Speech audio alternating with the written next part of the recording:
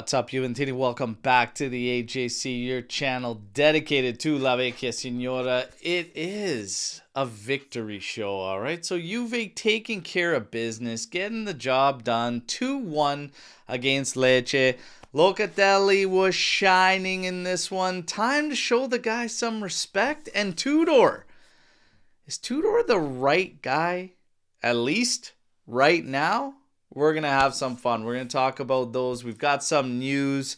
Cope Miners, Go Miners, he's in the news. Vega's in the news. And an old target coming back on the list. Zhigrova.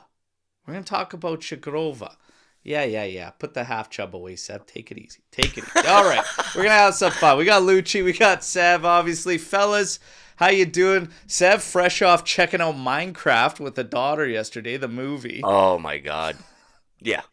Don't ever go to the movie theater with your kid and start drinking. Don't do it. Because even the Minecraft movie will look amazing.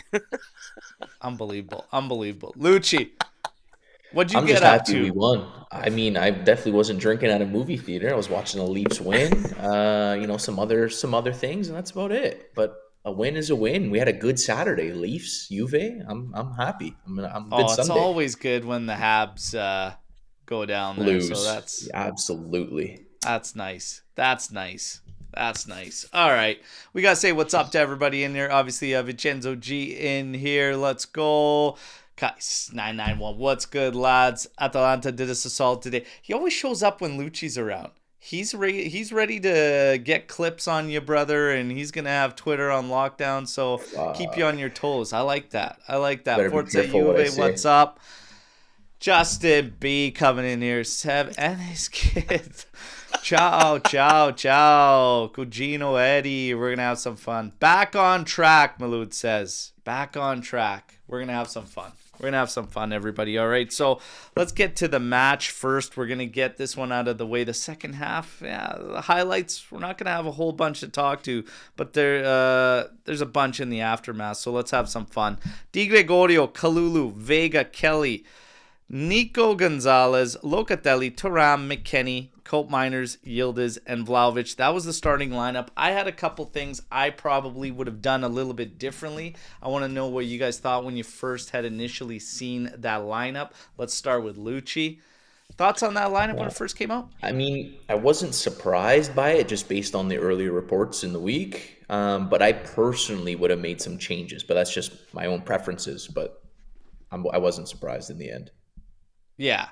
And it was pretty much exactly as stated in the build-up to it. Maybe one question mark of what he was going to do, but that was pretty much what we saw. Sev, anything you would have changed in that lineup?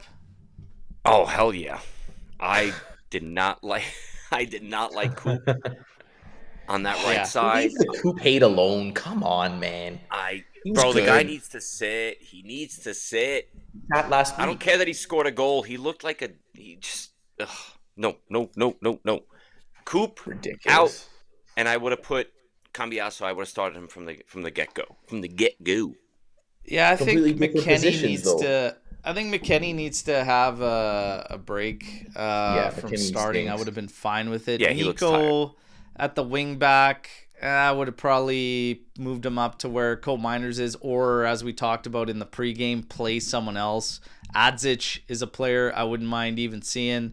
It is Lecce. You could kind of take care. You should be able to, but again, should a dangerous word. In the end, Cope Miners ended up playing good, but Cope Miners, he's got an issue coming out of this game, so we'll tackle it. In the end, did end up getting the job done. It did end up working, but still, at the end of the day, are we answering questions? Are there things we're noticing out of Tudor and the lineup?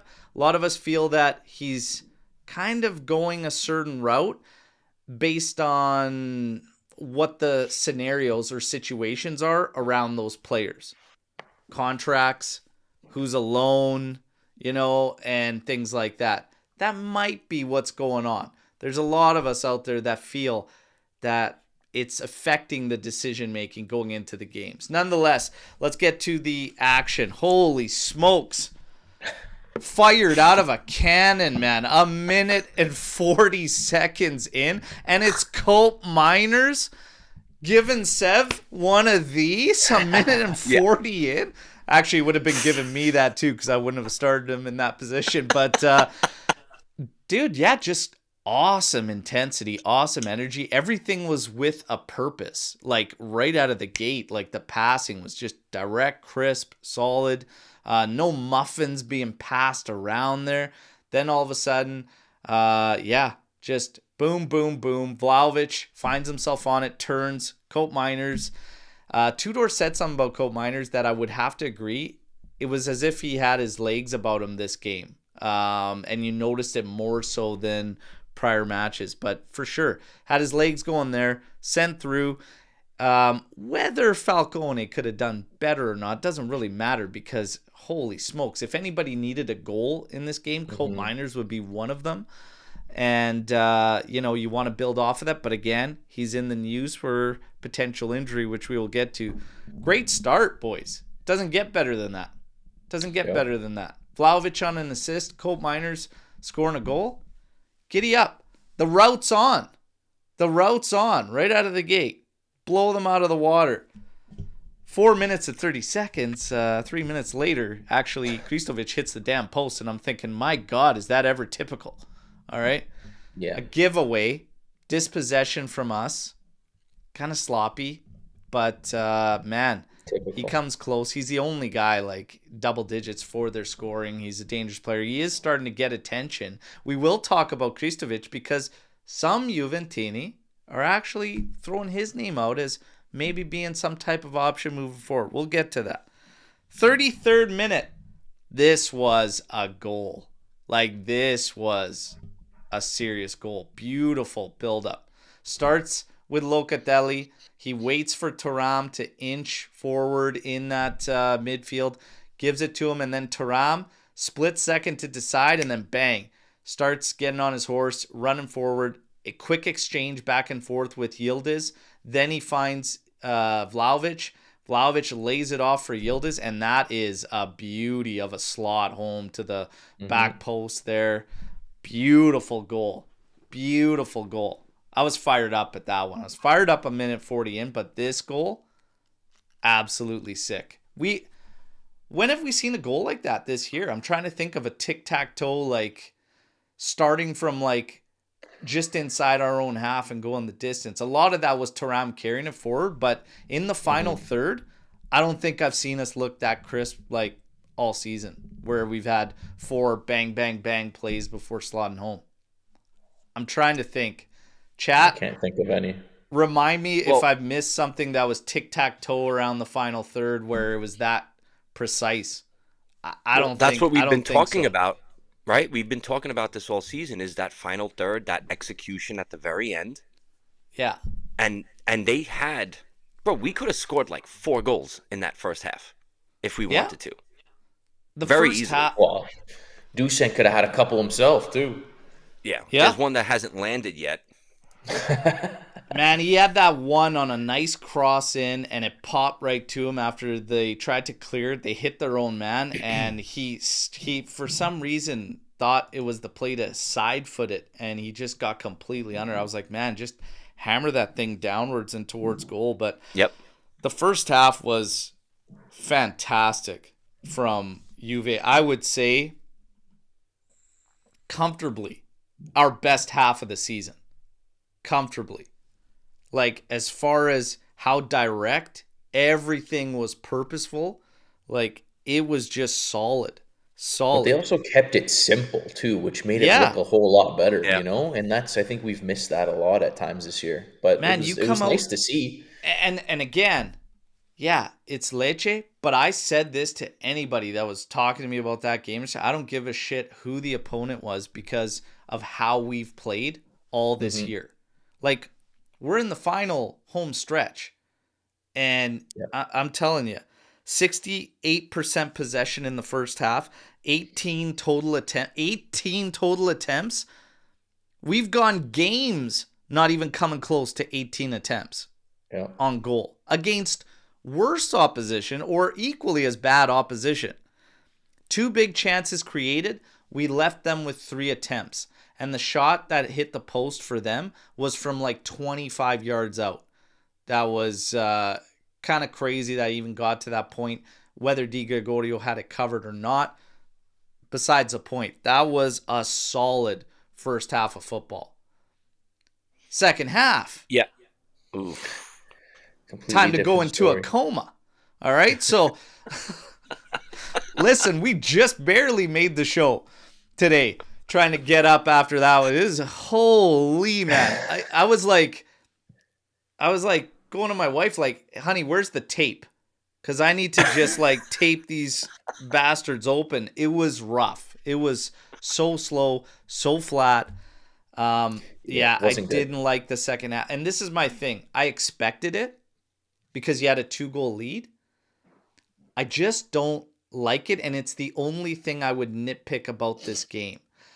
I think when this team, and this is not a Tudor thing, this is not something that's just crept up. It was Max. It was even Pirlo for that matter, with a completely different group and some of the old guards still there. For whatever reason, for years now, when this team wants to go into coast mode, the drop-off is too significant. Yeah. That's a good point. That's the only thing I did not like about this game. But the second half had not much in it.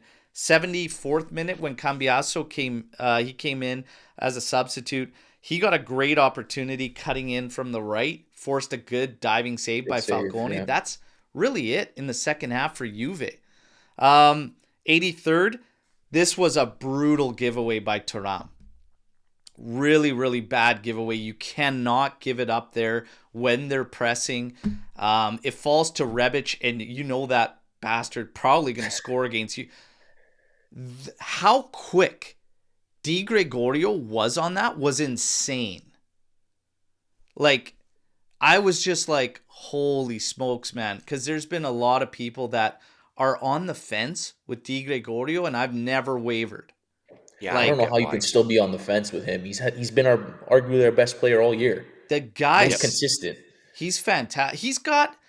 I know he's got a weakness to his game that you might call into like crossing and whatnot. We've had that discussion. I know Mitch has brought that up in the AJC members chat and everything. But I'm telling you, how quickly he got out there on that was absolutely insane. Absolutely insane. It was fantastic to see a big stop there on Rebic. He was left stunned. But then that big refrigerator, that big bastard Basketotto had to. This was a nice header. Unit. It was a good header, but goddamn, that guy's piece, a tank. Set piece goal allowed by Juve. I mean, come on, guys. We had to finish it off, right? The checklist was there. One half way stronger than the other. Okay, so 1 half strong, 1 half flat. Set piece goal allowed. We had to finish it off. We can't have everything. Okay, so there you go. Luckily, it ends there, 2-1. And, some say, you know what? Great stuff, but still a lot of work to do, etc. I mean, we're even beyond that point now, boys, of how much work there is to do. It's do exactly what just happened there. Get the job done at all costs, and it doesn't really matter how, and you can't look too much into it. But here's the thing.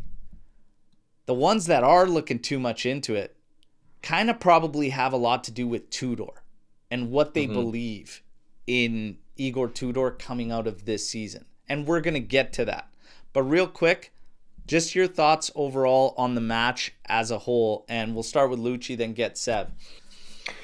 Like you said, started well, didn't finish well. I think if that game went another 10-15 minutes, Lecce might have found a draw out of that. I wasn't impressed with McKennie or Nico Gonzalez as well. And the subs, all the subs were pretty awful when they came on, and that didn't help our case at all. Yeah. So whatever, we'll take the 3 points. So that, I guess that's all that really matters at this point, no matter how they come or where they come from. Pretty much. Sev, anything to add on the overall performance? I'll piggyback off of Luch on that. I'll take the 3 points. I wasn't happy, obviously, with the McKennie and Nico thing, and Berto, you said this. I think the last live we did. I'm so tired of watching Nico take the ball and just have 4 guys on him or 3 guys on him, and then he just falls on the floor. I'm sick of it. I'm sick of it. It's got to stop. It's got to stop. I'm with and you. Tudor has to see this, right? He's got to see this. We all see it. The Tudor thing's very, very interesting. And there's a lot to dissect around Tudor being here right now. You know, you got Mitch coming in here with a statement. Tudor was the best thing that could happen to this club. Whoa. We're going to take a look at this because, you know, yes. I don't know about that. Yes. For right now, yes. But again, this sparks a really, really bigger, much bigger discussion. We're going to tackle the ratings first before we get to this Tudor thing, okay? But I love that statement, and that's a great segue, okay? But let's tackle show this is quick. Lit. The show is lit today. Di Gregorio, 6.7. I'm sorry, he hits minimum of 7 just for that Rebic save that was massive at that juncture. Give him a 7. The back line. 6.7 Kalulu, 7.5 Vega, 6.7 Lloyd Kelly Westminster there for Lucci. I thought he was great. I thought he was, honestly, his defensive aspect or mindset needs a bit of an adjustment, but with the ball at his feet, I think he's really good.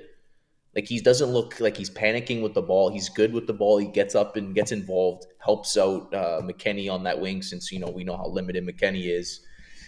I don't know. I thought he was fine. Yeah, I agree. The only time Kelly bothers me is when he has to actually play on a defensive center back role. Like when Nico lost the ball in the first half and they hit the post, Kelly was the last guy to get on him. Vega was the first guy to get on him. Here's my thing that I've always said. Like, when no matter who Juve gets, it's like they have to be starting 11 players. They have to be like this next big day. This guy was literally a safety net signing in January, and it was 20 million, and people are making 20 million sound like it's in this day and age, that's like going and getting a Happy Meal in the world of football. That seriously is what it is. Like, if we're being honest, I mean, you know, you could find steals under that. Like, we got Cabal at 13, I think was a great deal. You bought Kalulu for 14 plus 3, 17 all in, but that's like, those are Happy Meal prices. What I don't understand is, like, people seem to rip on Kelly a lot, and, you know, he's been up and down as expected, but let's not pretend Kalulu's been, hasn't made any mistakes. He's been beat a couple times. Yes, he's had some good games, but I think Kalulu at center back, I will be with you, is not a true center back. In this back three, though, where he's got that hybrid role, he's much better. Yeah. Much better. I love Kalulu. And I still like Kalulu as a fullback. But was Vega a 7.5 versus their 6.7? I'm not so sure if the gap was that much better, but Vega would have a slightly higher rating for me. I really like Vega. The one thing I will give Kelly where I knock him, is the giveaways. Too many turnovers on the ball in very, very interesting situations. So he had one immediately after the shot hit the post. He coughed up again immediately, and then they got another shot that went short side that Di Gregorio stopped. He's got to clean that up. Outside of that, I haven't had an issue with him while he's playing as one of the center backs. At fullback, I have a major issue with this guy. Agreed.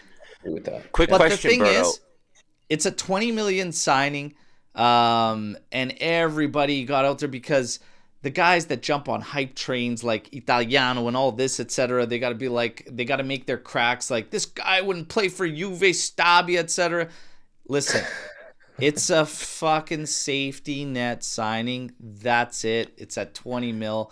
We could be upset about it, whatever. But to be honest, this guy has done a job that we've needed at left center back. And I'm just going to leave it at that. Fair enough. Midfield, Nico McKennie. So you got Nico 6.9, Loca 7.9, Thuram 7.3, McKennie 7.7.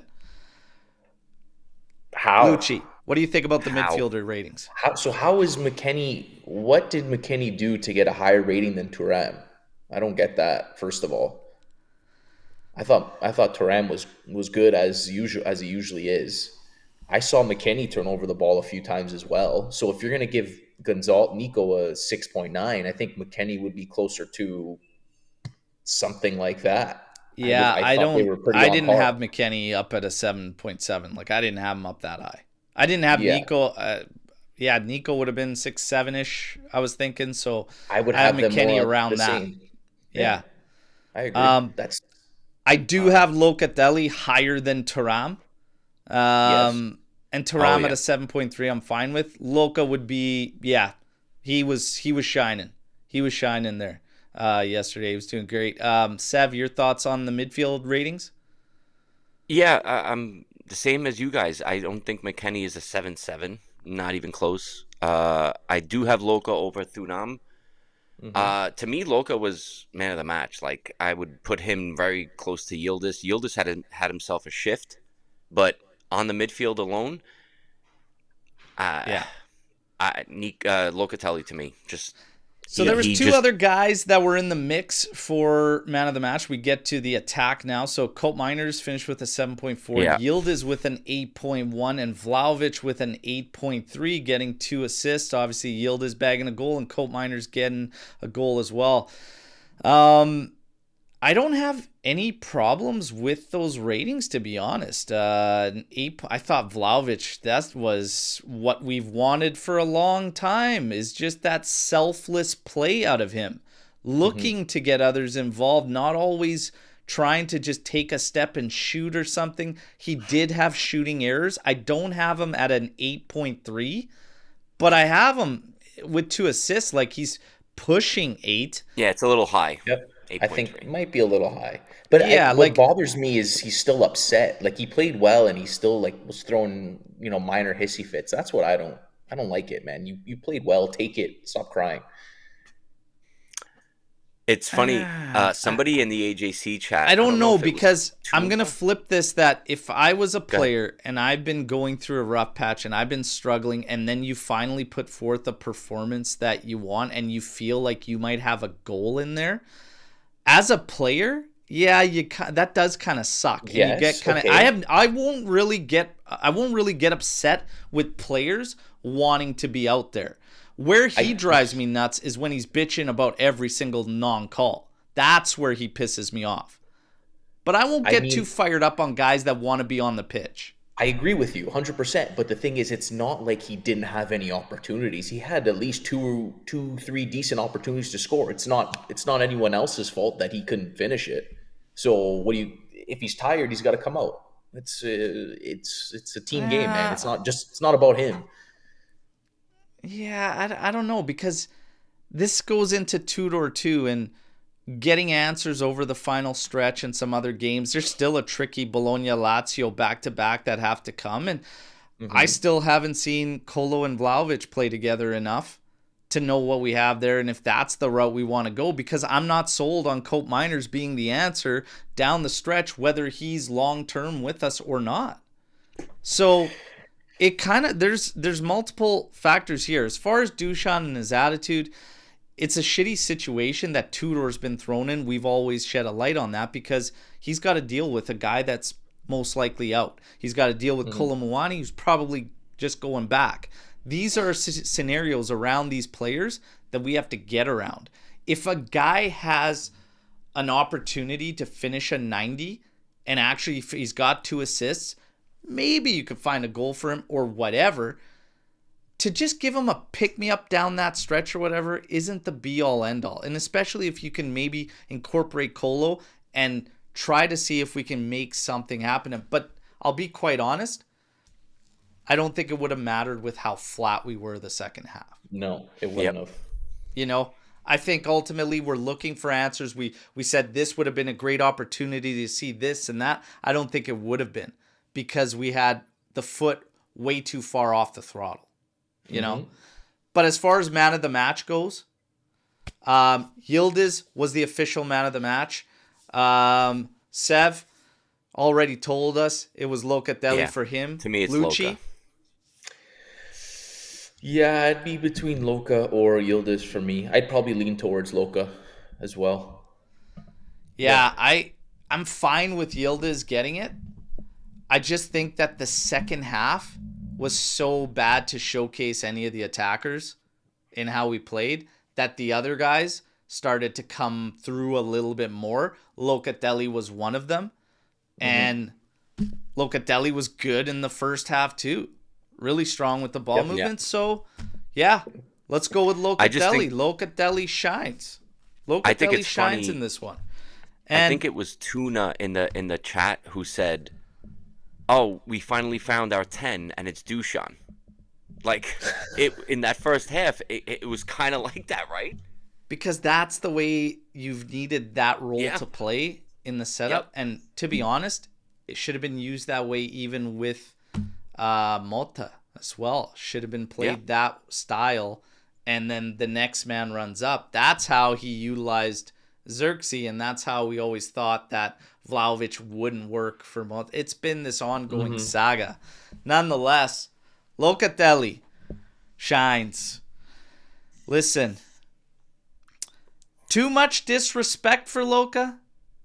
Does he get too much disrespect? Is it time to finally say he's reached a level that is worthy? Is he our true leader? What are the thoughts on Locatelli? Go ahead, Lucci, either one of you boys. One off. I mean, over the amount of hate he's gotten over the past couple of years, and we can blame Allegri, we can blame him, whoever it may be. We don't hear those people, who are given the hate speaking up now, saying, "Oh, you know what? He's actually had a great season. He's been again one of our most consistent players this year, and he's with the armband, he's done well." So I would say, considering our other players right now, yes, he is probably the leader that we need, because I really don't think there's anyone else who's going to take that role right now, anyways. Yeah. A lot of Loca hate, Trim says. Unjustified. Justin says Loca is a good player, not a great player. Justin. But if he's great at his role, which I think he's been great at his role this season, I guess he would have to be. Loca is average. He looks good because the rest of the team is terrible. I don't think so. I don't think so. Aldo says never understood the Loca hate. The guy was drowning in that midfield for so long, but never stopped or gave up. Yeah. I gotta say this. I've always been a backer of Locatelli. Always backed this guy up. I never faded. Never once. I never will. I think he's a solid midfielder. I think I always said it with the game, the style we played before. He did what he was asked to do. He's always done what he's asked to do. What's interesting is when you see Mota come in, and now even with Tudor, this guy has always understood what's been asked of him. He ramped up with Mota. He's been steady and consistent while Mota was here, while the others were in and out of form. Him and Thuram have been locks.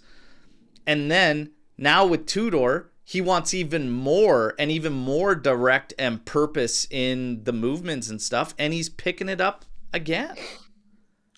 I'll take it a step further. I think that I've always liked him. Berto, I've been on that hill with you defending him all this time. I'll even go a step further and say I think Thuram coming here made him better. Like, I think that he's become so much of a better midfielder because of how good Thuram is. Where he actually, I don't want to go down the Rabiot hole as much as the Rabiot. Rabiot Holy smokes. Ravioli, That's terrifying. I don't want to go down that role, but that path, but I just think that since Tudor got here, I don't give a shit if it's Motta, if it's Tudor, whoever the hell it is, he's become such a great midfielder to me. He really has. Like, he just controls the game. He shows the leadership. You could see him on the pitch. He's always yelling at guys. So we're going to get to go back, go forward. We're going to get to leadership. Like, the Thuram thing, I mean, yeah, let's look at this for a second.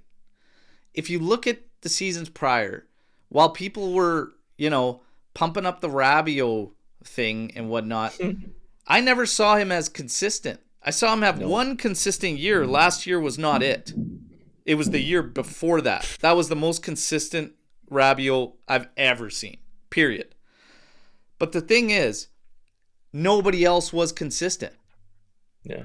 Except for Luca in the defensive role in that midfield. Yeah. He was the glue for me in a midfield that had zero consistency. Yeah. Had the consistency of Justin's bowel movements after a night at Taco Bell. That's how consistent our midfield was. Jesus. Morning, brother. Morning, brother.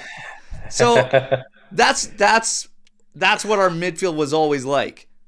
And he was the glue. So for me, I've always backed him. I think he's solid. As far as a leader, there are some that doubt him as a true leader. I will say this. He had one statement after a match that I didn't like. And it was a little bit strange. It's not, I'm trying to think here, but it was one of the bad Motta losses. Yeah, it kind of bothered me. Yes, it bothered me. I think it was talking about the Scudetto. And I believe he was like, yep. It's not us talking about the Scudetto. That's all you guys, whatever. And that one kind of rubbed me the wrong way. And that one bothered me. Because as a leader, as a cap, like the ambition needs to be high. So that one bothered me. But yesterday, he said, fun? You guys having more fun with Tudor? He goes, winning is fun. That's what fun is. He's like, the rest is all noise. Okay, so you might have hit me, I didn't like that one there, but I like this one. I loved it, okay? So credit to Luca. And to Spalletti, because there's no damn way this guy shouldn't be. That guy's a clown, man. Fuck that guy. Yeah, he's a clown. Yeah. Anyways. Okay, Tudor. We got to get into Tudor. Mitch coming in hot with that statement, all right, that he is the best thing to happen to Juve. You can see it right here. Tudor, right guy, right now. I would say that in terms of right now, after Motta, as a caretaker, absolutely. Absolutely, for this moment in time, a solid pick. Solid pick. Right now, right guy. Moving forward, I don't know. But I'm going to say this. He said the last 10 minutes, I told the boys that was a school lesson. We need to grow and quickly. He said, I did not like the substitutes at all. And I told them that in the locker room. Good. Because we made those changes and we lost too much. And he said, as a player, you have to be ready at all moments, at all times. And I've been there because I used to play. And he said, you have to be ready. And you know what? I loved that. And it's all these little indications that he is exactly what this group of players have needed. That kind of shit is not far off from a guy that many are talking about wanting to come in, which is Conte. Calling guys out as a group, not singling out, although he kind of did as saying the substitutes, but he said you've got to be ready at all times. And you have to grow quickly. So he didn't like his own substitutes? I'm a little bit confused with that. He didn't like how they entered the game and what those guys did when they came on because we lost too much. Well, that was Yeah. clear as day because they were all Yeah. awful. Yeah, they were. Every one of them. And it was Every just one of flat. It was flat, Yep. flat, flat. And it was already flat before those Cambiaso- subs came in. Cambiaso came in okay, I will say. He had Okay. one good moment, and then I don't think he touched the ball again after that. Yeah. Yeah, Mitch But saying Colo? the Tudor and Malta press reactions, it's like Jekyll and Hyde. It's like day and night, Yeah. completely different, yeah. right? And we're still in a honeymoon phase here with Igor Tudor. So we don't have to go overboard, right? But, I mean, for right now, these guys need that push. They Yes, have to definitely. be pushed. Like, Yep. they've had it They way got to too take good. some of the ownership themselves, right? Yeah, big time. Accountability. You know what? 2-1, yeah, we got the job done. I'm happy, whatever. Remember how many times we had to hear, oh, I'm happy with that performance? What?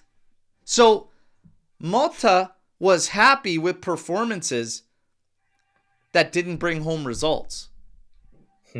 Tudor gets a 2-1 win, and he comes out and gives you a list of things he wasn't happy with. And calls them all out. Yep.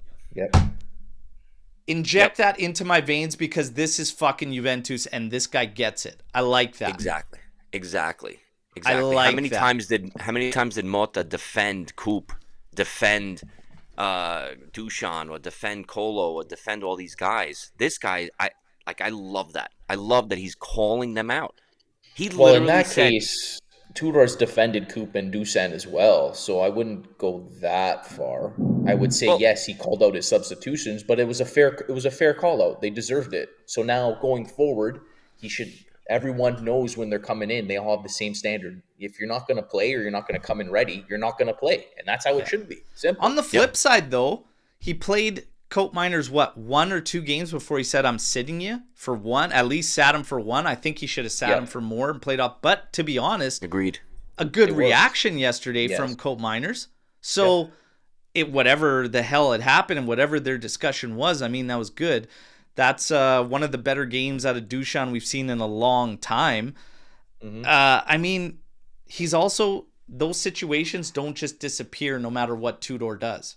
You've got guys that know their future isn't there. He's trying to get the best out of the group, no matter these circumstances, to get us across the finish line where we need to be, which is very difficult. But man, I love the fact that it doesn't stop him and he doesn't care and he's not pussyfooting around what needs to be said and what these guys need to hear, because these guys were almost babied, and that's not the way. You need to grow, and you need to grow quickly. Set pieces, it still doesn't seem like he has an answer for that. We might have to wait until Gatti comes in. And Gatti's apparently the Monza match, which means he's probably going to miss the next one as well to Parma and then coming in. So some interesting stuff here when it comes to Tudor and whatnot. Some signs that he's showing, maybe. And I want to get your guys' gauge because it keeps coming up and it keeps creeping up, but we have to kind of analyze this one step at a time, one game at a time, because we don't know what the future holds, who our options will be. But I said this all along. I want the best available coach for Juve after Club World Cup, whoever that is. Yeah. And I never said, we could find ourselves in a spot where Tudor is the best guy for the job. Do you believe that, Lucci? That he could end up being the best option? I mean, considering who is currently employed and who isn't, I would say yes. Out of whatever's available right now, if that's still available in the summer, then you really don't have much of an option. You would have to keep him, because I don't like any of the other options that are currently there. With that said, though, I do think he's very limited when it comes to certain tactics or systems, and I think that again, coming into hopefully Champions League next year and some of the bigger teams, that might hurt us. So that's definitely my concern for next season. I'm still not sold on him staying long term, but yeah, and I'm kind of at this. It depends. Yes. That's where, for me, it depends. Like, what are the options? I'm not picking Pioli over him. You know, No. Mancini is not available anymore, but if he was, I wouldn't pick him over him. There, like, De Zerbi? No. That's what I mean. Who's available right now that you would take? Well, No one. that's just it. You know, and there's a lot of noise in the background about what ifs. Well, if none of those come to fruition, Tudor might be the best option. You might not have a choice. Yeah. For you. And just because they come available in the summer, let's say a great coach does become available, they leave or they get fired or whatever, doesn't necessarily mean we have the funds to take them or they want to come here. So with that said, you might have to keep what you got, and hopefully it does well. It's tough to say at this point. Next year could be a completely different disaster. And because we haven't seen Lucci in a while, like, I'm going to lay it out here. Out of the guys that are rumored to be in the mix here, you know, Gasperini, Pioli, Conte, do you take any of those guys above Tudor? Oh, I know we've spoken about my dislike of Gasperini before, so that's easily a hard no for me. Pioli, no. All the ones you've mentioned already, I would agree with you, no. I mean, would Zidane be an option? Would you consider that one maybe? I'm not even sold on him. Yeah, he did well at Madrid, but look at that team. Like anyone, team's not ready for a Zidane. You wouldn't take Conte over Tudor? Conte would probably be one of the very few that I would take. Yeah. If he was available. That would probably be one of the maybe 2 or 3 options that I would strongly consider. But if Italiano came available, would you jump on the hype train? No. Seb? Bye. See you later. Look, I said it. I wanted Italiano over Motta, but would I take Italiano now? No. I don't think this team is going to start from zero again. I don't. I want a guy with a legit CV, legit experience, legit winning. I'm done with the fucking project shit. Got to be a strong candidate. And if that candidate isn't available, Tudor could be the best of the bunch. So 100%. Yeah. Let's wait and see. But I'll say this. If Conte becomes available, I want him over Tudor. Yes, I think we're all on the same page with that one. Yeah. Now, but other than Conte, who else would you take? Who else would you consider? Are you asking me, Alberto? Because either one of you. I'm just trying to think of options. Other than Conte, who would you really be interested in? I don't. If Conte doesn't come up, I'm telling you right now, I'm seriously looking at Tudor being up there. Keep Tudor, with those options. I'm with you. Yeah. And I said this with players. I said an interesting thing when it came to Vega when the rumors were about Henko. Always. Henko. However the hell you want to call this guy's name. Okay, anyways. I said Vega's right here doing it for us right now. And if you work out a good deal, scrap Henko. If it has to become Vega and Bremer as your mainstays, you got Gatti in the background. Maybe bring back Rugani now that Motta has left. You also have Kelly and Kalulu still there as well. Like, you have options. So there's something to be said about guys that are doing it right now in the position in the club. And Tudor could have that to his advantage. And I'm just going to say this. This still needs a lot of work. And he still has to show us quite a bit because there are some things that are creeping up in these games that we're seeing. It's still one half versus another. There's guys popping up with muscular injuries through his training sessions while we're only playing once a week. I'm kind of, we've got PTSD when it comes to J-Med. So naturally, I'm a little sensitive to the injuries and watching that. There's a few things. There's also this thing with his inverted wing backs that people have brought up that they despise. So having McKennie right footer out on the left, having Nico that's working the right side, and it's all this inverted, and it says it just slows us right down and it kills the game. Do you guys Have you found that? Do you hate the inverted wing backs? Yes, I don't like that. And I just don't like McKennie on the left, period. So I don't know why we keep trying that. It's not sticking to the wall. So let's stop that. Just get I feel like Cambiaso he's out there getting or us out of a something. jam while Cambiaso, needs to come back. But we need to look at fullback. I think fullback we should be bringing in a solid fullback in the Mercado. I'll say this: McKennie has become our glorified utility player, right? Yes, so 100%.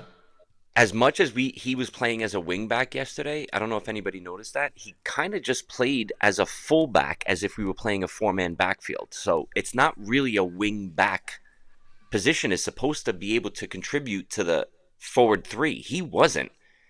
He kept passing back. But I think that was by design, so they gave Nico some more freedom to go up the right side instead. Right. So they're kind of trying to attack that way. And I'm sure you guys have noticed this since Tudor has come on. We're favoring the right side a lot. Yildiz, who's supposed to be on the left, is always on the right somehow. I don't mind freedom up no? top. I don't mind that freedom up top, especially for a player like Yildiz. But there's some things, and it goes back to Lucci's point, like he might be a little limited. We have to see if there's some evolution. The tough thing is we don't have a lot of time to see. And how much change are we going to see? Because the bottom line comes down to just getting the job done, right? So how brave, how courageous is he going to be when he's got, like, he's at the end of the slack in the rope pretty much, That's where we're at. So how brave, how many changes are we going to see? At this point, it's basics and fundamentals. And that's one of those things that came up with Malta too. And I went heavy into the members chat. Like, I was just like, I was so infuriated by this season because I think it was just wasted. I think it was a wasted season. Mm-hmm. And I think this roster has always been capable of more, playing better football. And that first half of football was great. It was fantastic. Yeah, was there anything wild by design that Tudor did? Absolutely not. No. Motta, to me, and like a lot of coaches, they try to like become professors to the point where their teams aren't even doing the basics correct, which is just solid, purposeful passing, like direct approach. Like, holy shit, man, just energy, life, and doing shit with a purpose, getting after it can go a lot further. Tudor hasn't done anything wild by any stretch of the mat. It's literally just fundamentals. But you have to walk before you can run. And what's interesting about this Tudor thing is it kind of takes you back to the Conte argument. And this is why I'm trying to shed a light on this, because it's very similar. Tuna had a comment earlier in the chat and said Tudor is baby Conte. It's like you're playing FC 25. You get the baby version of the icon cards, then you get the full-blown icon cards. And Tudor's kind of like the baby icon card, and then you upgrade or you get the full-on Conte. He has that element to him. I think do we agree we've seen more motivation? Yes. A little bit more drive? Structurally and organizationally, we're way more found right now. Like, way more sound as far as those go than we were with Malta. Yep. Well, you said it, Berto. You have to walk before you can run. And it just feels like Tudor is just keeping shit simple. Like, just keep it simple. Do what's in your element, and that's it. Just keep it simple. And now we're kind of thriving off of that. Yeah. There's no more of that overthinking. There's no more of that, hey, let's do this analytical type shit that Malta was trying to do and try to beat the odds on what my style is. No, just keep it simple. Just keep it simple. Yeah. So Aaron says that I think that's insulting to Conte. Tudor has been good, but it isn't insulting to say there are similarities in the approach. Nobody's saying, and it's actually saying the opposite. It's saying you're getting maybe potentially what Conte brings, but you're getting it with a guy for a lot less money and a lot less baggage. Yes. Oh yeah. And less demands for sure. Because if you're trying to walk before you can run, that's one of the things that we brought up with Conte, because everybody's talking about European play, multiple comps. And I said this team needs to walk before it can run. Take care of business at home, get your fundamentals down pat, strengthen the roster little by little. It's not an insult to Conte. It's not to say that there are similarities there. I could pick one of the worst coaches on the planet and find a great coach and say they have a similarity, because there will be some similarities there. It's one of the things that puts Tudor in the discussion, and I don't think he should be ridden off immediately. For me, he gets ridden off because even if we're talking about Conte, if he was willing to come in, if the figures were right, if everything worked, then maybe it's just caretaker. But if there's nobody at an elite level, Tudor could be the right guy. So let's see. Let me piggyback that really quick, Berto, and just ask you guys both a question. If we go with Tudor next year, and our sporting director is still Giuntoli, Tudor is going to require a lot less than a Conte would for him in the offseason to pick up certain players. For Tudor, this current squad is a godsend.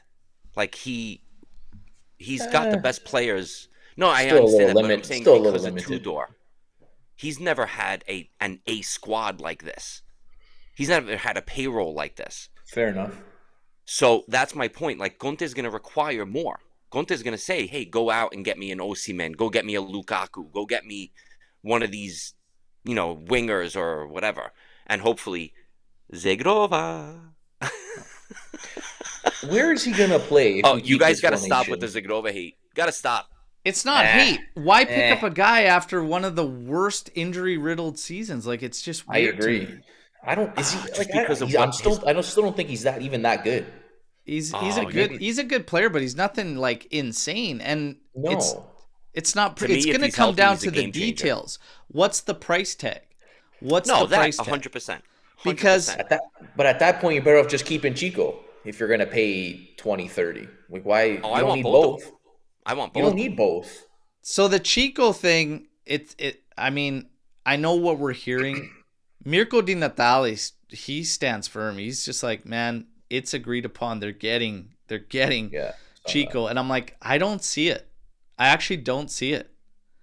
Do you want it, Bruno? On a scale of 1 to 10, confidence in us signing Chico right now, as things stand, I'm at like a 2.5 or a 3 that I think that we'll actually purchase him. I don't think we're doing it anymore. And the fact that he's not getting in to games now. But I also think it depends on who the coach is next year. I think that I was just going to say that. I want him. I want to keep him. I would keep him, especially because in a year or two, you might be able to sell him for more. Like, he's still young. He has a lot of potential where you can flip him and make 10, 15, 20 million off a player Kais like 991 paying 30 mil for Chico would be a colossal mistake. I don't think Kais so. But you paid 30 for Nico, though. But you paid 30 for Nico. He hates for some reason he supports Nico Gonzalez but hates Chico. Maybe because Cherki is better and younger. What is the price tag on I do like Cherki. But also because kind of different. They're going to be looking to cash in. I don't know Cherki's contract situation. I'll pull it up and everything, but we'll take a look at that. There's options here. Juve could go definitely worth more. Many different routes, but I don't know. I really don't know. I have a feeling they're not going to pick up Chico. I wouldn't be surprised if they don't, but I also wouldn't be upset if they did. So either way, I'm okay. I think, like I said, you could flip that and make a profit on him plus Valenza right there. They're saying that Cherki was 20 million in January. when they were getting, they have a bunch of financial misconduct stuff and whatnot that could have been capitalized. They're claiming, just quick news browsing, that his value is 30 to 35 million. He's contracted for one more season to June 2026 for Cherki. So at the end of this season, he goes into his final contract year. So I'm going to go with Lucci on this. I really think it does depend on who our coach is. I really think that. Because Conte will come in. They're saying that Cherki has a release clause of 25 mil. Is that confirmed, or is that just my cousin's grandmother told me that? If we're Wait, like, is that a real thing? Like, are we just making? I don't that know. shit up? I don't know. I haven't even looked into this guy that much. I Doesn't remember sound when legit. he first came up as a target, like when his name first got brought up, and it was intriguing. He's obviously done very, very well. He's a good player. I'm just gonna look it up because I'm not so sure if he has. Yeah, so they claim 25 million pounds, not euros. So 25 million pounds is the release clause in his contract, but that, again, it doesn't sound like, looking at these sources, it's been claimed that he has a 25 million pound, but it doesn't look at quick glance. There's a legit confirmation. These are English sources just reporting that they believe he's got a 25 million British pound low clause, which would be what is that in euros? 31 million euros. 30. It's gonna be around that, close to 30 million euros. It's the same price tag. Completely different players, though, I think. Yes, so I would agree. For that, it would depend on Chico to him what you're gonna do. But I agree. If it's Tudor, he's not getting in now. I think it's done. So that's one of the things, and I think it's how old is he? 20. Who? Cherko. Cherki? He's in his early 20s. Yeah, 21 years old. Oh, so he's the same age as Chico. Yeah, they're both they might super be a young. year apart. Yeah. Yeah, they're both super young. But then if you're keeping Tudor or you're bringing in Conte, you don't really need a plethora of wingers because that's not how they play. So I'm just gonna say this: like, I get it. Cope did well yesterday in that role, but I'd still rather see Chico at least. And this is what I mean. Agreed. You still need to answer questions. Like, Tudor still needs to find answers. Mm-hmm. And I don't like the fact that we don't even see Chico anymore, and we've just already thrown him into this box that, nope, 4-2-3-1's for him, like winger, whatever. Unless everything that we kind of always said about Giuntoli with giving Motta too much leash was actually true, and we literally only brought in Chico for Thiago Motta. Well, I have an early possibility. He's a good player. I haven't early stormed the barn. If Conte comes in, you think he's playing this as a 3-5-2 or a 3-4-3? I don't think so. After this year, I have no idea what he's going to do because I was blown away that he played 4-3-3 with Napoli. I think he would go flat 4-3-3. I don't think so. I disagree. Really? I think it depends on the players, but I think he will always revert to what he knows best, and he will try to go to a 3-5-2. Exactly. The only reason even though I'm surprised he did it, but the only reason he adapted with Napoli is because he saw he couldn't do it. He just flat out didn't have the guys. And even in the past couple of games with injuries, he's tried to revert back to a back three. It just didn't work out so well. Well, he went to a 3-5-2 when he went to a 3-5-2 when they sold Kvara. Yes, and then that's they also the only went reason to why he went to a 3-4-3 too. I think. Right, but I'm still saying like it's still a 3-man backfield. So I think if Conte has two legitimate wingers on this team, like a Yildiz, Chico, Zagrova, Cherki, whatever his name is, I don't know his name. I never heard of the player. But I'm saying if he has two legitimate wingers, he's going to go. What's that? Some people don't even believe Yildiz is a winger. Cherki isn't one either, I don't believe. The only real winger we have right now are Chico and probably Nico Gonzalez. And Nico. So Gio brings up a good point here, saying we need to find answers next year. We need to win our final games this year. He's going with who he believes in, and Chico ain't it. But here's my thing. I don't believe in Cope Miners in that role. And that's why I say my alternatives are Chico. My alternative is Nico Gonzalez. My other alternative is Adzic. Cope Miners did well yesterday, but overall, it's been rough from him in that spot. So you might still play next game, depending if he's good, because apparently he had pain in his Achilles. And that's why he was in pain and left. So now we got to be on watch for Cope Miners to see what comes of it. But that's one of the things. Like, if it goes back to how it was before with Cope Miners, immediately next game or 2 games from now, I'm not hesitating to try Chico out there and play him in that role. He was fine. He had 1 cameo in it with Tudor, and he looked good. And he got involved. We created chances immediately. It's like, I just don't like writing guys off, but we might be there. Mitch, for me, Cope Miners is a perfect segue. He is the slowest player since, I don't know, rank top 3 slowest and fastest players ever at Juve. So the slowest, Zabina was one. Zabina was a molasses, yeah, I was just man. gonna say that. What was it? Marco Motta was really slow as well. My God, that guy was awful. I'm just naming a couple off the top of my head here. Slowest midfielders? No, just slowest players in general. Yeah. Oh. Those two for sure on my list. Okay, but Pirlo was super slow. Thomas Rincon. Jesus. Rincon. Pirlo was super slow, but if you could add something to the game, Luca is not a fast player. Pirlo was a different level of a player, man. That guy, you can't compare him to anyone. But as far as pure out speed, he wasn't fast. Okay, Luca is super slow. Like Luca's slow. But look, Thuram is fast. You don't realize how Thuram's fast Thuram quick. is. Yeah, because he's got massive strides because his legs are tree trunks. Yeah. Luca Toni was slow in the chat coming in here. Trim with Luca Toni was slow. I'm trying to think here. Well, towards the end, I thought Sandro was pretty slow. That's a good one too. Yeah, can't forget that. Towards the end, Sami Khedira was slow. Like, he wasn't quick. Yeah. Khedira was slow too. Pjanic was another one. Yeah. Perrin's blazing fast, man. Perrin.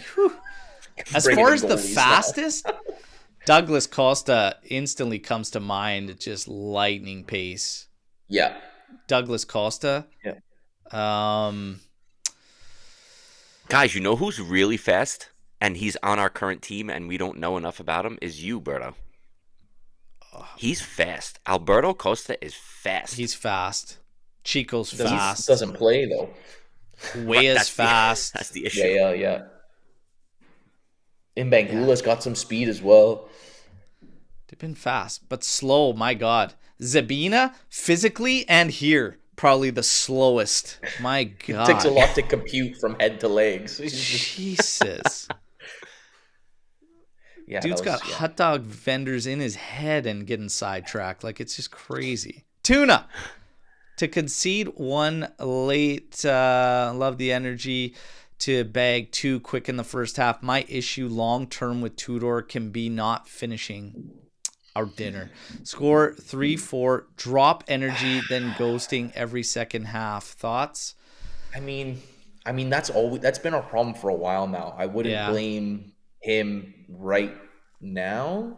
If it continues, yes, it's a concern. But I do think, considering this has been an issue with a lot of our recent coaches, I think it's more of a player mentality kind of thing, personally. But yeah, I'd like to say the same thing I said earlier. That's just, at least he's saying the right things, because he addressed it. And he said, like, we need to be sharper. We need to grow quickly. Like, he addressed it. He's like, you can't drop that quick. And that's why I was upset with the substitutes that came in. So he sees it. He's acknowledging it.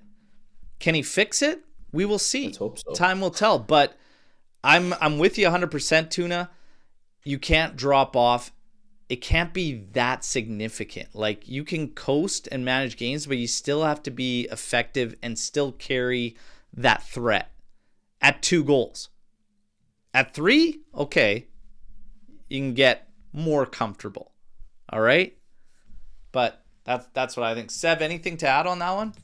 I'm just gonna throw this on, and I've noticed that this is another difference between Tudor and Motta, is that Tudor really pushes his center backs up a lot. He pushes them up a lot on possession. When we have possession, he pushes them up. So that might leave us a little bit vulnerable, and I think that's what you saw yesterday. Is even when Nico lost that ball, it's almost like our 3 center backs didn't know what to do on a mess up, like on a slip up with Nico just not touching the ball well, and our 3 center backs were just like, whoa, what do we do now? So I think that's something he needs to tighten up a little bit. Motta, for some reason, had our our back line a lot more structured when we have possession.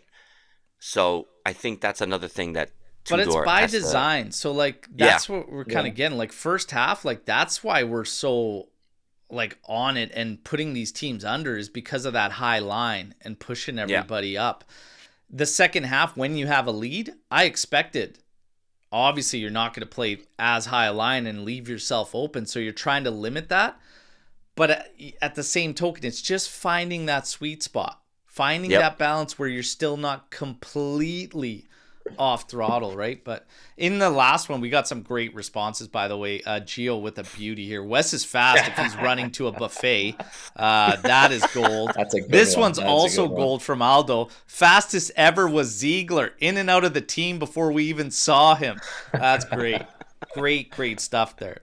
Cugino Eddie coming in here. And obviously, Atalanta did us a solid today. They took care of Bologna. So Atalanta jumps us at 21 points. I believe Juve's, or 21 points, sorry, 2 points ahead of us at 61. Juve, I believe, at 59. 59? Yeah, I think that's right. Yeah. And Bologna will remain below us here moving into the next round. 58, so, I think they're at. And he says Bologna has a very tough schedule, and that victory may have been the one that clinches 4th for us. So we still have... but we still need to win. We need to take care of our shit. Yeah, we need to. Well, yeah, of course. And Tudor, hey, still talking about the guy right now. I believe so. So he says, when asked about it, and the other man, he goes, I don't care. He says it doesn't matter to us. We need to take care of ourselves and take care of what we have control over. We have no control over the other teams, the other games. We need to take care of business.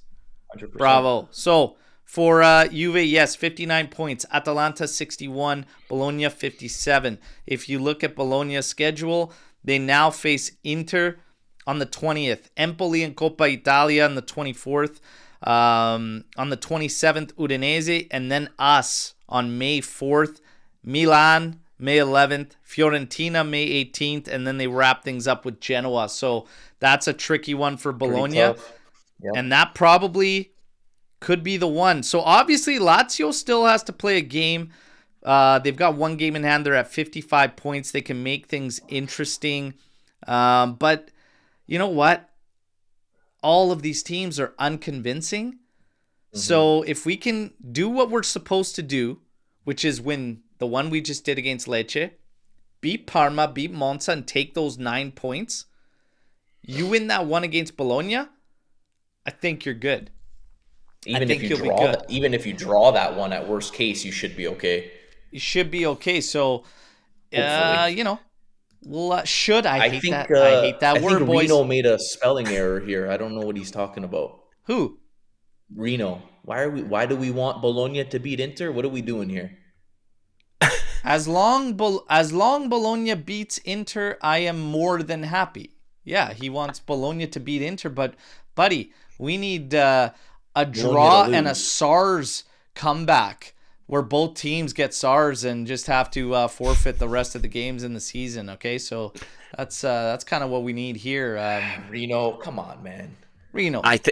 Oh, Have that espresso. Come on. So Tuna says Tudor equals baby Conte is providing the stimulus that all of us were calling for Conte to bring in. If he wins out the rest of the season, extend for one season. Wow. Okay. So I'm going to try to do this how Tuna, I believe, is putting this out there. Let's say he wins out here on out rest of the season. Does it matter if what we were talking about before, another coach comes available that's elite? Does it matter if he wins out? If someone else, if Conte or someone along that stature, a guy that available, you would pick over Conte or over Tudor, is available, but Tudor wins out. Doesn't matter. Doesn't matter for you. No. I think it's Conte or Tudor. That's it. If it's not Conte, it's Tudor. Yes, and that's it. But it doesn't matter, like because like it's getting better with Tudor. It's only like a few games, 3 games. Who do you have more trust in, Al? You're telling me you have the same trust in Tudor as you do Conte? Here's what the mad mind of Berto. Okay, so here's how it works. Oh shit! Here we go. They both fade out. Yes. Oh yeah, that's a because it's not because Conte will give you 2 years tops. Neither one of them are sustainable. Tudor's gonna get Tudor everywhere he's been has been a year and a half, like max. Yeah, fuck. So it's like, I mean, hey, I'll say something. Just based on Trim said tactics, Trim said it on your success. I think you have to go for Conte. Like, if I'm only playing devil's advocate here because I would lean towards the guy that is more of a guarantee. Trim said it in the pregame yesterday. Give me a Scudetto, and Conte is your best shot to give you a Scudetto right now. Correct. Even if he leaves. Trimmy's gotta just stop crying, okay, bro? Here, okay. Here's your goddamn Scudetto. Take it easy, Trimmy. We're getting there, man. We're working on it. What is that? That looks like the freaking Indiana Jones, like that's a Scudetto trophy. What do you mean? What is it? It's a little Holy Grail. What is that? It's a tiny Scudetto trophy for the bookshelf. Oh no! What's the matter with you? What do you mean? What is it? You never seen the Scudetto? We won 9 on the trot. I never seen one that size. I believe Conte would be able to set us up better than Tudor would going long term, because then the team would be better equipped to win. You know, they know what it takes to win, and then you could obviously bring in another coach that hopefully continues that trend, and someone like Zidane or Luis Enrique or whoever else. So we just tell Tudor, you know what, buddy? We'll see you in a bit. We're just gonna take a little break. We'll go to Conte. We'll come back to you. It's. I mean, guys, I don't have the answers. I'm just saying, like, it'll be hard if things go very, very well. Like, if he continues to make more and more progress. Hey, that's a good. You're making an argument on 2 guys that fade fast. So it's like, I don't know. Do you put up with the baggage? Do you put up with the demands? Do you the high wage? If you've got a guy in house that brings some similarities, we might be creating a controversy. Is all I'm saying. Right. Like Juve might be creating a controversy for itself. Do you trust Tudor can bring you a Scudetto? Do you think he could? Oh, that's a good question. and this is a great question, because for Mitch, who is battling, he's fighting the fight of not going to Conte, as some others are as well. Yeah. He says, I don't have this surefire feeling that he's going to deliver a trophy. That Conte will for sure deliver you a Scudetto. I think you have a better chance with Conte. I wouldn't say it's a for sure thing, but if I were to bet on it, I'd take Conte over Tudor to win me something. Absolutely. In my mind, if all things were the same and it was Conte rather than Motta this season, I think Juve's safely in the second place position. Oh, 100%. I think Tudor. Really? If it was Tudor all season, we would be in a much better position. I think if Tudor came in after the Supercoppa defeat to Milan, I bet you we'd be in a better spot right now. I would agree. I think I would agree. Yeah. But I also think if Conte was with this team now, we wouldn't see Napoli doing what they're doing, and we would be fighting for maybe first, second for sure, maybe first. Yeah. That's what I go based off of. Let's see what Tudor does. Aldo says if Tudor does really well for the rest of the season, Champions League qualification, are you happy? Okay, so it's the same question. You know, I don't know, man. I don't know. I think it's going to be very, very interesting. He has to do extremely well. Yes. To fight a couple things on Conte. He's got to fight Conte's CV, and he's got to fight that feeling of more confidence that Conte would bring, like Lucci brings up and stuff. Like he's got to do very, very well to combat those things. Go ahead, Lucci. Tudor. I think he's limited. He's limited in these big matches. We tied Rome last week, and we played well for a bit. But I think in the second half he made some questionable substitutions, and I think that hurt us a bit. So I just don't. My faith isn't there yet. I think he's limited. Yeah. No, all I was going to say was, I think, and goes back to what I said earlier. I think with Conte it becomes, Berto, the P word, it becomes a project again. He's going to build something. I think if Tudor just stays with us, even for the Club World Cup and next year, I think he's just going to do what he's doing now and keep stuff simple and just ride it out and just keep going. I don't think it becomes a project with Tudor. Okay. See, and the feelings, the thoughts around this are, it's incredible, like the contrast, because Tuna's saying Conte might break some of these guys, which some of us believe they need to be broken. Like they haven't accomplished anything. And they're mentally weak, a lot of them. Yeah. But he says Tudor is uplifting them and keeping them in check at the moment, whatnot. But you have to fight and you have to combat results and Conte's CV and what he does, where he goes, right? So even if Conte, would have won the Scudetto with Napoli this year, would have been probably one of the craziest feats I've seen. Compared to where they were last year, yeah, that's a huge turnaround in less than a year. It's massive for a team that was like seemingly broken with all these guys that, it's pretty crazy. But, that's what Tudor's got to battle if he even becomes available. Because if he's not, Tudor might be home free. You might have to stay, yeah. If Tonali arrives, Pierre Protella asks, and the formation remains the same, where does he play and who are you dropping? Ooh, that's a good question.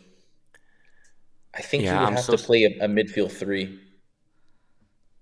I'm fine if you run a pivot. I'm fine if you run a three. You have so many options between Tonali, Thuram, and Locatelli. I would never play all three of them at the same time. Maybe. What happens to Coop?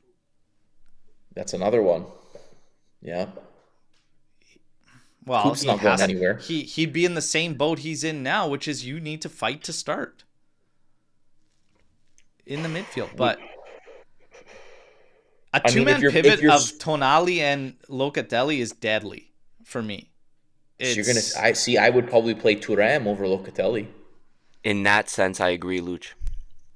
I think Tonali is a better version. I'm fine with Tonali and Locatelli replacing one another and playing that route, but I don't know about the three of them. I feel like you still want someone that just gives a little more versatility. But the thing with Tonali is he can contribute offensively very, very well. Yep. Very, very well, too. I would like to see like a Thuram, Coop, and Tonali. If Tonali comes, that would be an interesting trio. Like very creative, offensive-minded as well, with Thuram involved too. Like I think that would be. And you know what? Nice. I kind of brushed it off too quick. I'm actually open to Tonali and Thuram and Locatelli as three, because Tonali, given the freedom and getting forward, like he's no slouch. Locatelli would help him get that. Locatelli and Thuram could do the dirty work, and Thuram and Tonali. Guys, isn't it funny how only a year later, all we did was bitch about our midfield, and now look at what we're talking about here: Thuram, Loca, and Tonali. That's crazy. If dude. Tonali, I'm still not. No, but even if he doesn't come, let's say he doesn't come.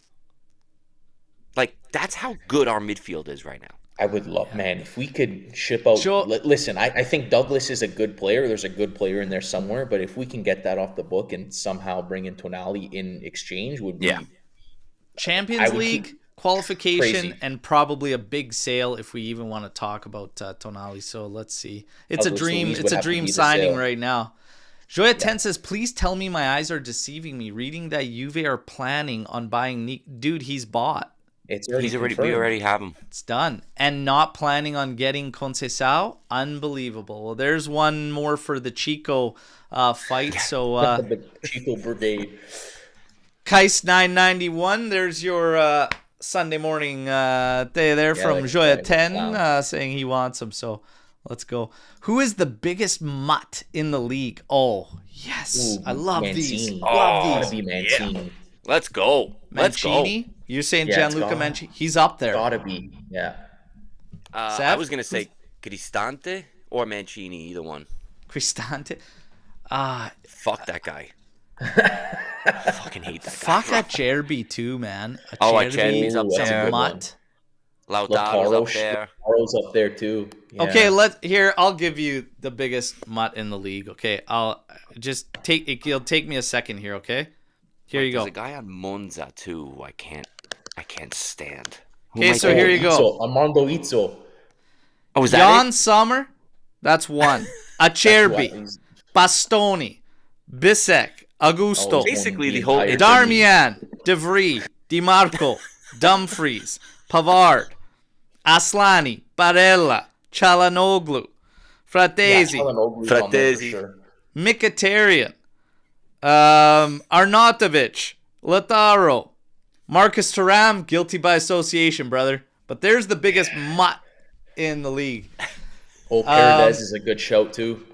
And you know what? Throw their coach into there, Limone Inzaghi. I love that, Tuna. You're I absolutely can't right. stand him. And don't forget about old Juan. I'd like to jump. Quadrado? if you- Yes, that's a great one.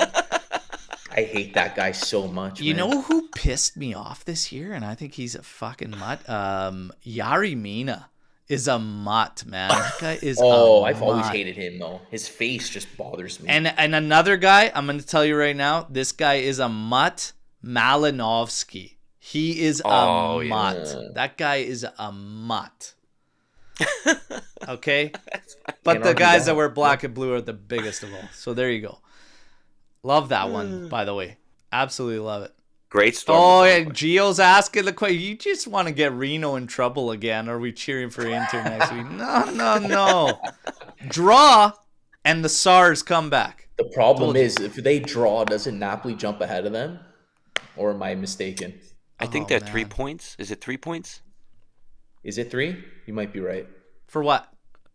So if Napoli In the standings. wins next week and Inter tie, doesn't Napoli go into first? Or am I... No, they're 6 No. points right now without tomorrow's Oh, game. it's 6. Oh, They got but 6 Inter points played clear right now, yeah. Inter played yesterday, that's why.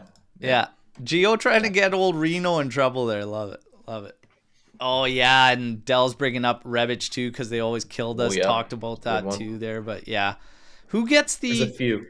post-match day? You know what? Pretty drab second half. I don't know if anybody really pissed me off yesterday to get a day in that game. I don't know. Weah kind of pissed me off yesterday when he came in. Oh, you want to He go was just- internal? I was thinking about Lecce players, but yeah. Oh, sorry. No, Lecce didn't really concern me at all. But Weah was a disaster. Couldn't make a pass. He tried to shot. He skied it worse than Dusan did.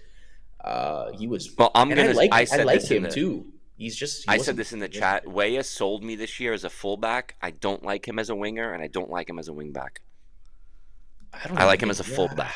Okay, fair enough. He did have some good games there. I'll give you that. Yeah.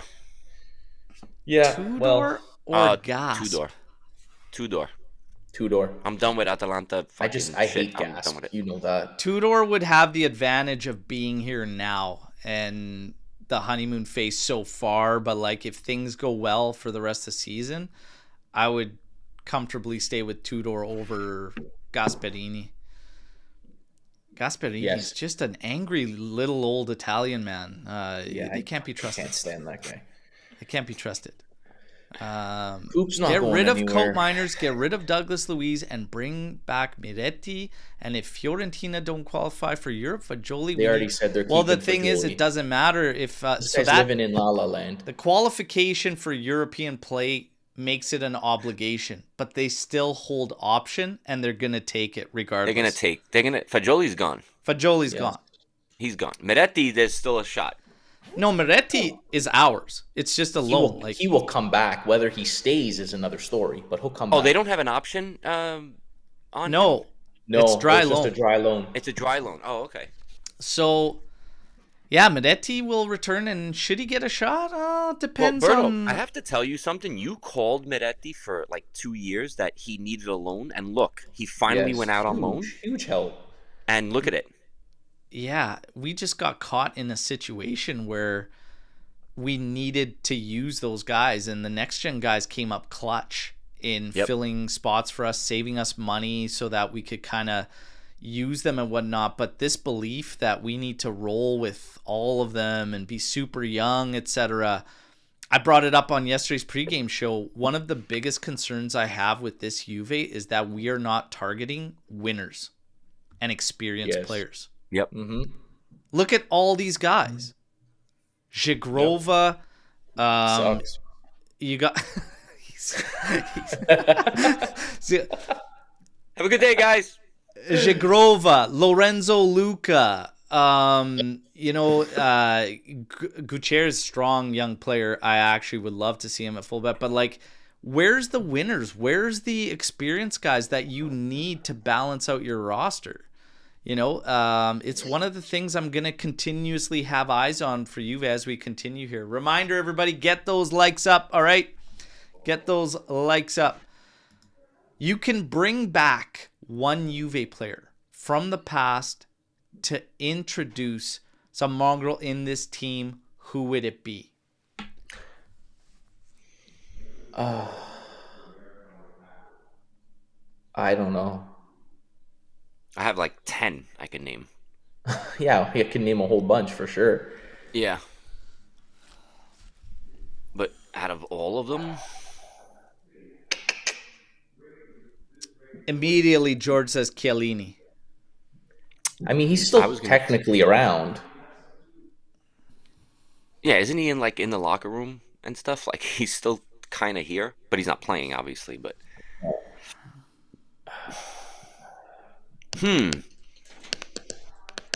Oh, people going with Ronaldo, I see. Chiesa, Buffon. No, but that's based on talent. He's like Mongrel's like an attitude. animal. Like, is it not usually like that dog type? Like slang would be that dog in him. Like that fight, just like that mentality. Yeah, the winner mentality, the tough mentality. Yeah, that's how I took it, anyways. I think that's what I'm getting as well. I would go Chiellini. I could even go Del Piero. I could go. I kind of got a soft spot for Vidal. Like Vidal is another one. Tevez is another one. Tevez is a good one. Who was the that fullback? I have his jersey. I mean, if 26. we're looking for strict Lichtsteiner. like hard-nosed, tough asshole mentality, like you hate to play against. Vidal is up there. Yeah. I'd have a tough time not taking Giorgione, Chiellini. Yeah. Like, when the top Mandzukic guys is out there continuously say, when the question's asked who's the toughest you've gone against, and his name is pretty much across the board, I gotta go with Giorgione. Yeah. Yep. Yeah. Zambrotta's up there. It's a good shout. Lichtsteiner. Oh, Lichtsteiner was a beauty, but man, if you ever want to laugh, go back and watch that 2012 Champions League game against Celtic when we were away from home. We wore the sick black kits. Yes.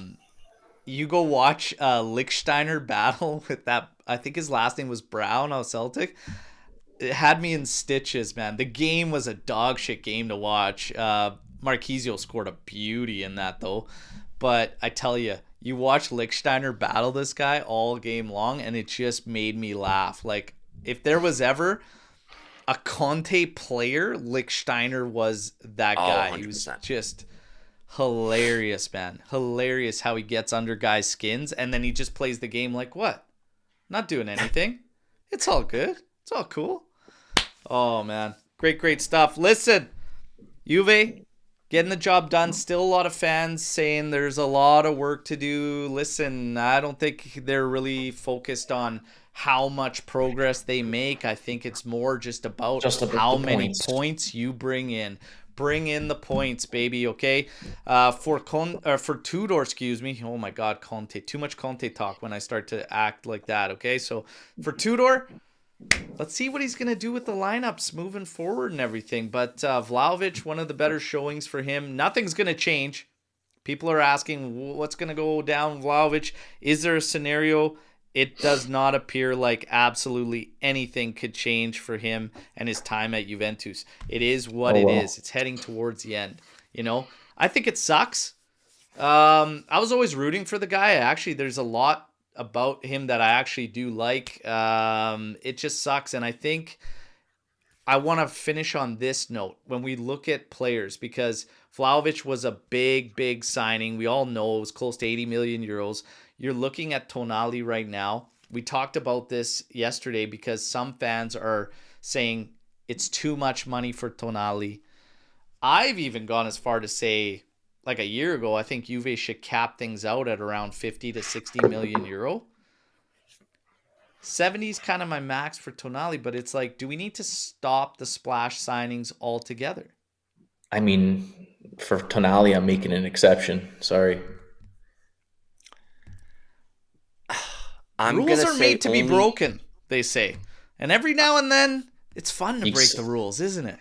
Yeah. The only thing that bothers me about the 70 million for Tonali is that, do we really want to spend 70 mil on another midfielder where we need strikers and fullbacks and center backs and? But yeah, I will. I mean, I hear you, but point. Yes.